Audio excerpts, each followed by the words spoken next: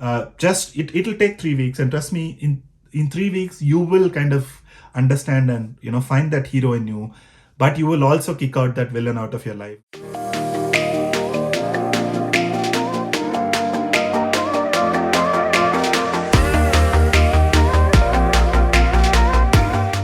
Hello and welcome to another episode of Rising from the Ashes. Thank you for everybody who saw the last video, and thank you very much for your response. It's very gratifying when starting a new channel to hear so many good feedback and comments.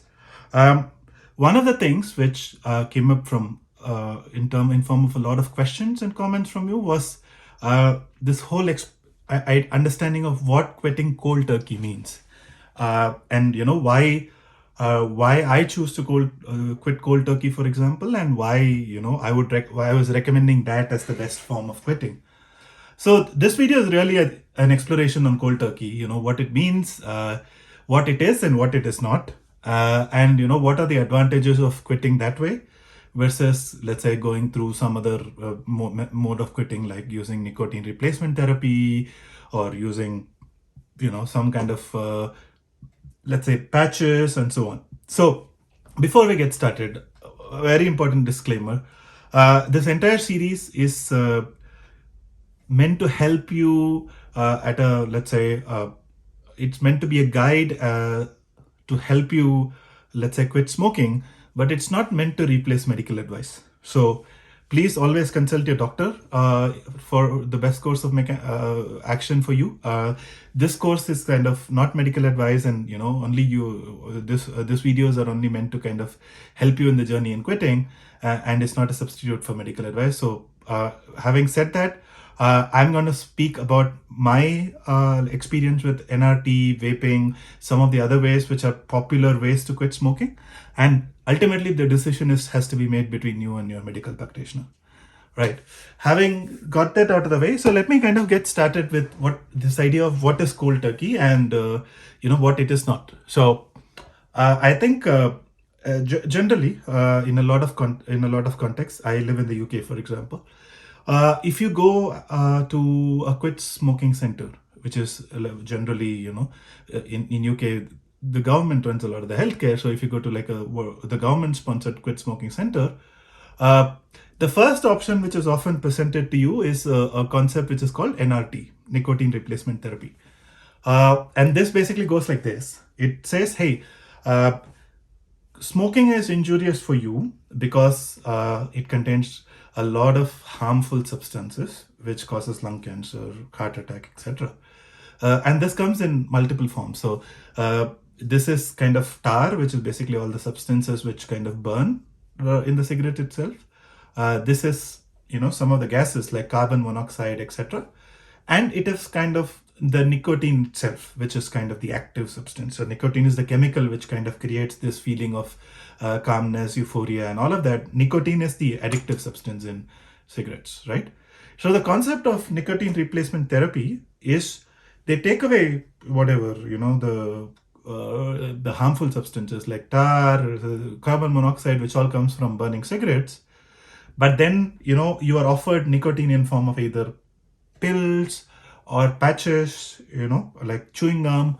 And the idea being that, hey, first wean yourself off cigarettes, and then, you can wean yourself off nicotine. So I'm now in a phase where I'm just talking about definitions. This has been for the last at least 30-40 years. I think nicotine replacement therapy was invented in the mid-1980s. So close to 35 years, this has kind of become the gold standard of, let's say, how medical practitioners or clinicians kind of help people quit smoking. The another one, which is not usually medically mandated but is equally popular, is what is called as, let's say, is people trying to use vaping or heat not burn, things like IQOS, to stop smoking, saying, hey, it is kind of a substitute for my smoking. It doesn't have any of these harmful substances. So I'm going to use this, and like one day I'll stop smoking because like let me kind of get rid of some of the harmful effects first. In theory, both of these sound good, right? Like, okay, what is causing my addiction is basically the nicotine. So let me try to take the nicotine in as safe a manner as possible. And once I've kind of taken away my addiction to kind of smoke and everything, I will kind of figure out how to deal with my nicotine addiction. So you're replacing one bad addiction with one, nobody knows if it's bad or not addiction, let's say, especially when it comes to vape. There's not a lot of long-term health studies, so we don't know if it's safe or not, right? But there is an urban legend. People believe that it's safe, and they say, okay, let me replace one with the other. So I believed a lot in this, and I tried both, right? I tried both. I tried both NRT and vaping, and using a heat not burn device, all the three. And I failed miserably while trying to quit. And we'll come to the why in a little bit, but I'll kind of give you an idea of what I went through. So the first time I tried to quit smoking, with Juul. I ended up smoking Juul indoors and smoking cigarettes outdoor, and ended up overall smoking much more than initially what I was smoking. So that was my story with Juul. Then I tried nicotine chewing gum. I lasted for 1 or 2 more days, but it gave me such bad headaches, but also gave me such bad withdrawal that in a matter of week or so, I kind of went back to cigarettes and completely stopped nicotine gum. Third thing I tried was heat not burn, IQOS. There I had a little bit more success, but then I kind of ended up the volume of IQOS I ended up smoking was far, far, far higher than what I was let's say when I was smoking cigarettes. So I used to smoke 15, 20 cigarettes, and I ended up smoking 20 IQOS. 60, 70 IQOS in a day, really a lot, because, it was kind of, it was easy, plus it didn't really create some of these immediate problems like coughing, etc. But it kind of killed my stamina. I couldn't really go on, let's say, runs, etc. But at least in that case, I stopped smoking. But none of this really solved my problems, or none of this really helped me to kind of address the root causes of why I wanted to quit smoking, which I said in the last video, and which I'll repeat. I wanted to quit smoking because smoking was becoming a very distracting influence on my life, and making all of my life and every kind of activity about smoking at the cost of everything else. Second, smoking stopped me from having a rich life involving exercise, sports, etc. And lastly, smoking kind of always gave a feeling of restlessness, agitation, this whole discomfort on where the next smoke is coming from. So all of these three put together, none of these were really helped by some of the nicotine replacement therapy methods I used, and I failed. So the thing really is, and now I want to spend, let's say, the last few minutes of the video on exploring why that is.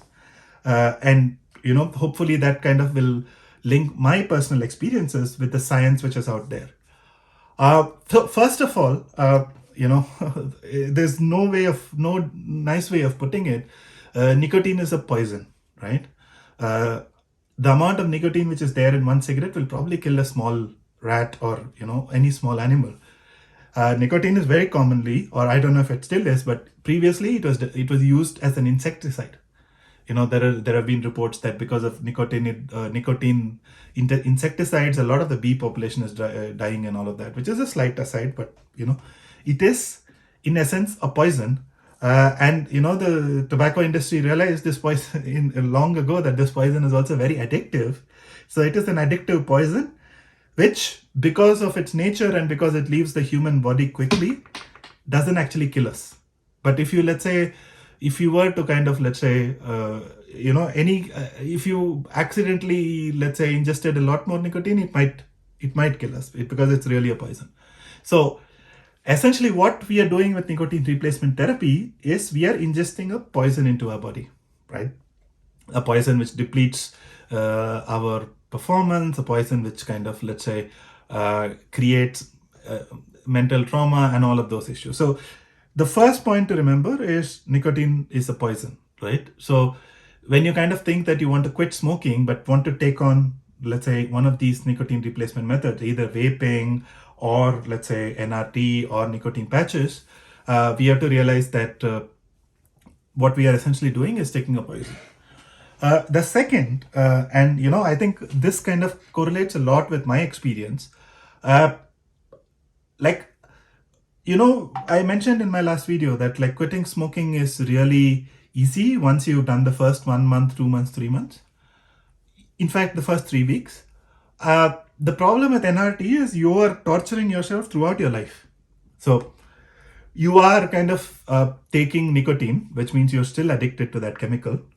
But you are trying to kind of, let's say, you kind of lost all of those kind of, let's say, social or emotional cues of smoking, because you're not smoking and you're not doing it the first thing in the morning. So you're always conflicted. You don't get that full emotional satisfaction. You don't, you realize that, like, hey, I'm doing something, it's kind of working, but why not I have the real thing? So, like, what happens is it never is enough. It can never replace smoking.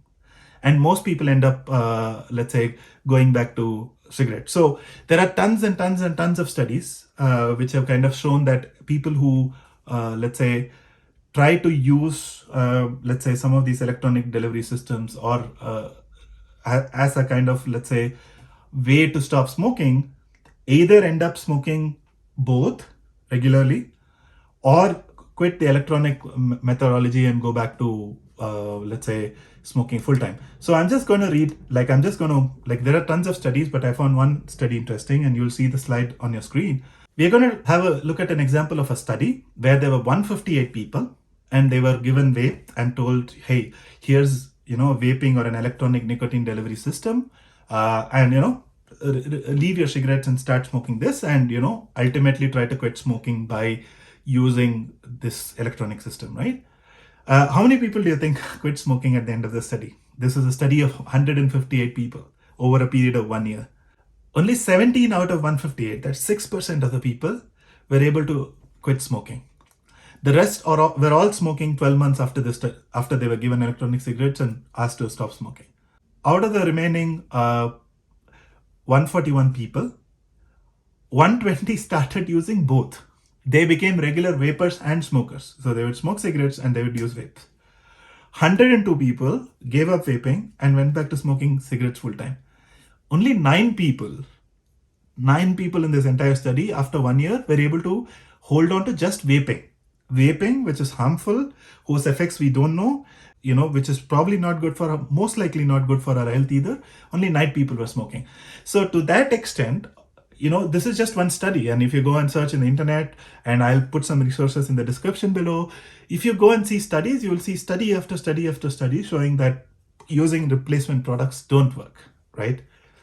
And lastly, this whole quitting smoking is also an emotional or a psychological journey. Your chances of succeeding are the maximum if you kind of tell yourself and also believe that you are becoming a new person. You're becoming a person who has no chemical addiction whatever, and you are very happy to kind of, let's say, live in the moment and live life without having to need a chemical constantly all the time to make your life better, or to help you when you're down.